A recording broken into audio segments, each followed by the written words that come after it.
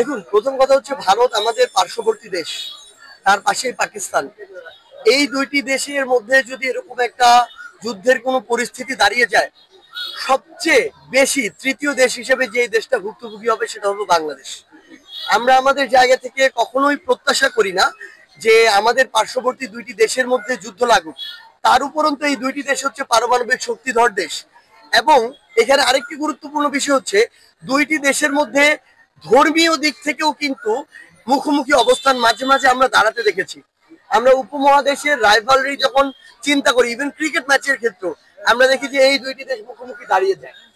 তো এই জায়গায় আবার আপনারা দেখবেন যে ভারতের যে প্রধানমন্ত্রী নরেন্দ্র মোদী, আমরা মাঝে মাঝেই তার বিভিন্ন কথায় কাজের মধ্যে উগ্র সাম্প্রদায়িকতার ছোঁয়া পাই। তো সেই জায়গা থেকে আমরা কখনো এটা প্রত্যাশা করি না যে আমাদের পার্শ্ববর্তী দুইটি দেশ যে কোনো কারণেই হোক না কেন তারা যুদ্ধে জড়িয়ে পড়ুক। তাদের সাথে শুধু আমাদের বাণিজ্যিক আন্তর্দেশীয় সম্পর্কটা গুরুত্বপূর্ণ নয়, পাশাপাশি পরিবেশটাও তো গুরুত্বপূর্ণ। আমরা দেখেছি যে এর আগে পৃথিবীতে বিশ্বযুদ্ধ বলি, বিভিন্ন আন্তর্দেশীয় যুদ্ধ বলি, যেখানে হয়েছে পার্শ্ববর্তী দেশগুলো ক্ষতিগ্রস্ত হয়েছে, এর প্রভাব পড়েছে। তো আমরা চাই এটি যেন না হয়। তারা তাদের জায়গা থেকে ধর্মীয় উস্কানিকে যেন ব্যবহার না করে। হামলাটা কিন্তু প্রথম ভারত করেছে। আবার আমরা যখন পেহেলগামে হামলাটা দেখি, কোন রকম প্রমাণ ছাড়া ভারত যদি বলে যে পাকিস্তানের মানে এই পাকিস্তান দায়ী, পাকিস্তানের এই অংশটা দায়ী, আগে প্রমাণ উপস্থাপন করতে হবে। সেই অনুযায়ী আন্তর্জাতিক আদালত আছে, কিংবা এরকম অনেক সংস্থা আছে যে জায়গায় প্রমাণ সহ উপস্থাপন করতে পারে, ওই অনুযায়ী বিচারের আওতায় আসবে। কিন্তু পৃথিবীতে আমরা এরকম অনেক ঘটনা দেখেছি, নিজেরা প্ল্যান করে ঘটিয়ে দেওয়া হয়, এরপরে দায় চাপানো হয়, এমন ভাবে ঘটানো হয় যেন ওই দেশ, ওই সংস্থা, ওই গোষ্ঠীর উপর দায় চাপানো যায়। তো এই ঘটনাগুলো ঘটিয়ে যদি এরকম কোনো কিছু চিন্তা করা হয়, অস্থিতিশীল পরিবেশের চিন্তা করা হয়, এটা আমরা কোনোদিন আমাদের জায়গা থেকে সমর্থন করব না। এবং এই ক্ষেত্রে বরং আমরা আমাদের জায়গা থেকে বাংলাদেশের যারা বর্তমানে রাজনৈতিক দলগুলো রয়েছে, বাংলাদেশে ফ্যাসিস্ট বিরোধী যে দলগুলো, আমরা যারা একসাথে অভ্যুত্থানে লড়াই করেছি, তারা যেন এই বিষয়ে জাতীয় ঐক্যটি সবসময় ধরে রাখে। কারণ দেশ যদি থাকে আমরা থাকবো, দেশ স্থিতিশীল থাকলে আমরা স্থিতিশীল থাকবো। সো দেশ ঠিক থাকা গুরুত্বপূর্ণ।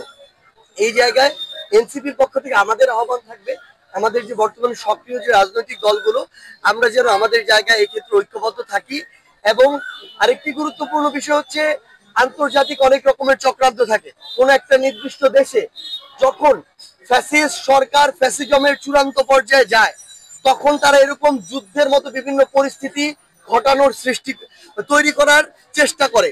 কারণ এর মাধ্যমে দেশ যখন অস্থিতিশীল পরিবেশে যায়, তখন ওই ফ্যাসিস্টদের বিরুদ্ধে কথা না বলে জনগণ যুদ্ধ নিয়ে ব্যস্ত থাকে, বা যুদ্ধ থেকে কিভাবে নিজেদের বাঁচানো যায়, ক্ষয়ক্ষতি কিভাবে বাঁচানো যায়, ওই পর্যায়ের দিকে যায়।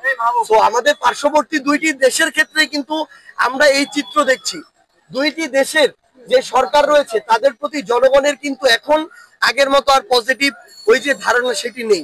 সেই জায়গা থেকে এটি তাদেরও কোনো চিন্তা আছে কিনা এটা আমরা জানি না, কিন্তু পরিস্থিতি কিংবা ইকুয়েশন যেই হোক না কেন, আমরা কখনো আমাদের পার্শ্ববর্তী দেশের মধ্যে যুদ্ধ প্রত্যাশা করি না। এবং তাদের এরকম অস্থিতিশীল পরিবেশের বিন্দু মাত্র, তারা এই যে আমরা শুনেছি খাগড়াছড়ি সীমান্তে সম্ভবত যে সেখান থেকে প্রায় 50 ঊর্ধ্ব সেখানকার জেলা প্রশাসক জানিয়েছেন যে গুজরাটের মানুষ, তাদেরকে পুশ করার চেষ্টা করা হয়েছে বাংলাদেশের ভিতরে। এই রকম যে কোনো ধরনের অপচেষ্টাকে বাংলাদেশে সফল হতে দেওয়া যাবে না। এই দায়িত্ব ইন্টারিম সরকারের নিতে হবে। ইন্টারিম সরকারকে আমরা অনেক জায়গায় দেখছি যে তারা গুরুত্বপূর্ণ জায়গাগুলোকে কিন্তু অবহেলা করছে। এই জায়গা অবহেলা করার সুযোগ নেই। ইভেন আমরা এটিও বলেছি আমাদের জায়গা থেকে, পার্বত্য চট্টগ্রামের মতো গুরুত্বপূর্ণ জায়গায় এই যে করিডোর দেয়া, তার পূর্বে বাংলাদেশের জনগণের রায় লাগবে। বাংলাদেশের বর্তমানের যে রাজনৈতিক দলগুলো বাংলাদেশের রাজনীতি করছে তাদের রায় লাগবে। এটা কোনো ছোট বিষয় না।